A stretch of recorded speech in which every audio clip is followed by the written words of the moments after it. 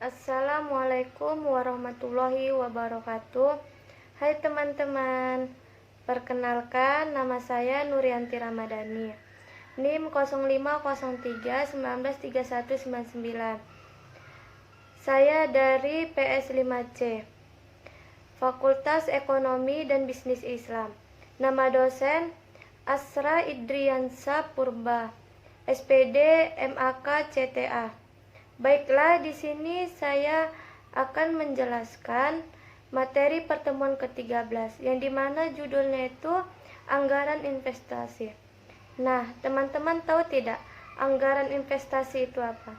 Menurut saya, anggaran investasi rencana perusahaan yang di dalam suatu periode untuk membeli suatu barang. Dapat digunakan untuk proses anggaran iuran perusahaan dalam jangka panjang. Anggaran investasi sangat berbeda dengan biaya operasional. Pengeluaran investasi memiliki beberapa ciri yang membedakannya dari biaya anggaran operasional. Adapun ciri-ciri anggaran investasi.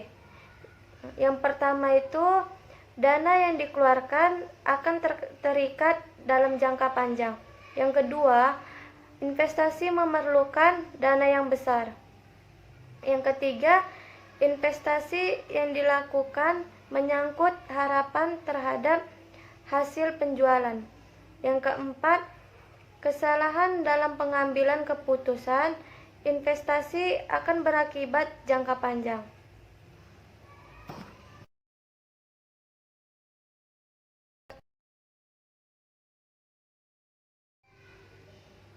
Selanjutnya, bagian dari jenis-jenis investasi ada 4, yaitu yang pertama investasi penggantian, yang kedua investasi penambahan kapasitas, yang ketiga investasi penambahan jenis produk baru, yang keempat investasi lain-lain. Selanjutnya saya akan jelaskan sumber dana investasi.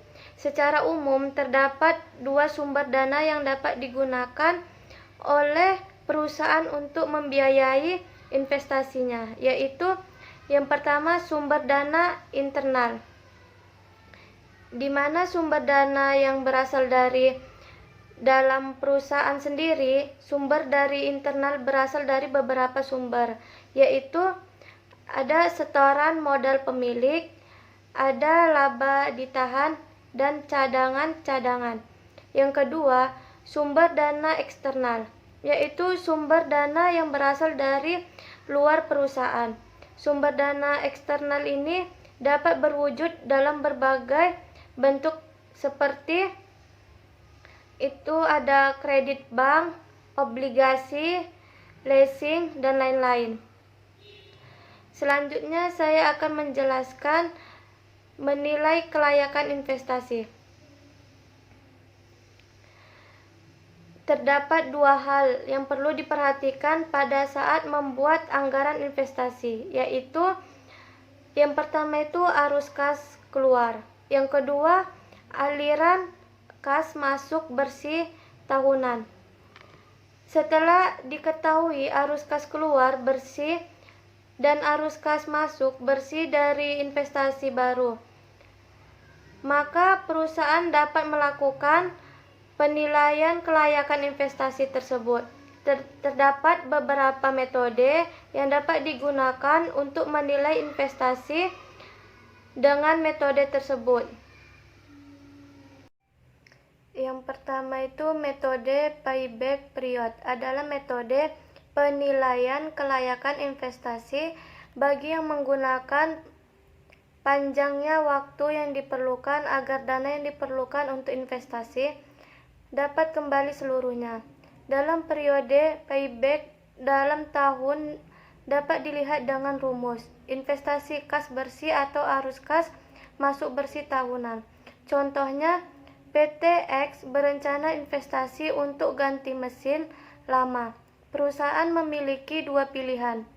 Pilihan pertama, mesin A harga tambah pemasangan sebesar 1.100.000.000. dengan perkiraan akan memberikan arus kas masuk bersih 200 juta per tahun. Sedangkan pilihan mesin B harga tambah pemasangan 1.500.000 juta dengan perkiraan akan memberikan arus kas masuk 400 juta per tahun. Mesin lama diperkirakan dapat dijual 300 juta. Periode payback mesin A sama dengan 1.100.000 juta dikurang 300 juta per 200 juta sama dengan 4 tahun. Periode payback mesin B 1.500.000 juta dikurang 300 juta per 400 juta sama dengan 3 tahun. 2. Metode Prisen-Value.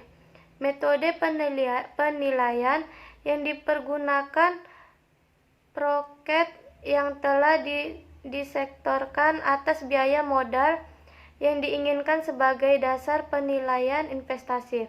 Rumusnya itu P sama dengan Vn per 1 tambah R pangkat N, di mana P itu jumlah uang pada awal periode, R sama dengan tingkat bunga, N sama dengan waktu, Vn sama dengan jumlah uang pada akhir periode atau jumlah uang pada masa mendatang. Dapat menggunakan rumus anuitas untuk melihat nilai uang pada masa yang akan datang. AN sama dengan 1 per 1 tambah R pangkat 2 tambah R 1 per 1 tambah R pangkat 2 dan seterusnya. Contohnya itu PTX tahun 2015 sampai 2018 membeli mesin harganya 2.500.000. Tingkat pengembalian 800 selama 4 tahun. Bunga yang diperkirakan 12% PA sama dengan P800 per 1 tambah 0,12 pangkat 1 sama dengan 714.285,71. P sama dengan 800 per 1 tambah 0,1 per 2 pangkat 2 sama dengan 637.755,10. P sama dengan 800 per 1 tambah 0,12 per 3 sama dengan 569.424,20. P sama dengan 800 per 1 tambah 0,12 pangkat 4 sama dengan 508,414,46. Nilai total awal Januari 2015 sampai 2018 sama dengan 2,429,879,47. Nilai investasi sama dengan 2.500.000. NPV atau Net Present Value sama dengan 70,120,53. Yang ketiga, ada metode accounting rate of return. Metode penilaian investasi dengan menggunakan laba sebagai dasar perhitungan dengan rumus sama dengan laba bersih atau total investasi. Contohnya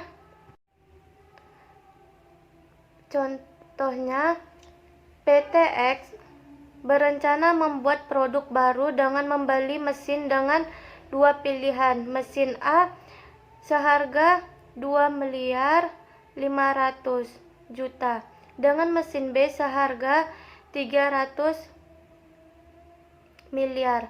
Mesin A memerlukan bangunan tambahan untuk produksi 900 juta. Diperkirakan penghasilan aja laba usaha bersih tahunan 280 juta dan mesin B memerlukan bangunan 600 juta, mampu menghasilkan laba usaha bersih tahunan 360 juta. Mesin A, tingkat pengembalian investasi sama dengan laba bersih, total investasi sama dengan 280 juta per 3.400.000.000 sama dengan 8,2%. Mesin B, tingkat pengembalian investasi laba bersih per total investasi sama dengan 3.600.000.000 per 3.400.000.000 sama dengan 10%. Tingkat pengembalian accounting rate of return atau tingkat pengembalian akuntansi atau return on investment atau ROI adalah metode yang mendasarkan keuntungan yang dilaporkan dalam buku keuangan atau laporan keuangan. Nah, yang menunjukkan presentasi keuntungan bersih setelah pajak dihutang dari rata-rata investasi apabila tingkat pengembalian akuntansi lebih besar dari minimal TIA yang ditetapkan perusahaan, berarti usul investasi diterima. Contohnya, total laba mesin A 280 juta, jangka waktu 5 tahun. Rumusnya itu laba bersih per waktu investasi sama dengan 280 juta per 5 sama dengan 56 juta.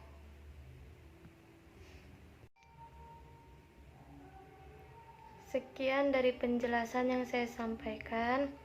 Jika ada kata-kata yang salah, saya mohon maaf. Wabillahi wal taufiq wal hidayah. Assalamualaikum warahmatullahi wabarakatuh.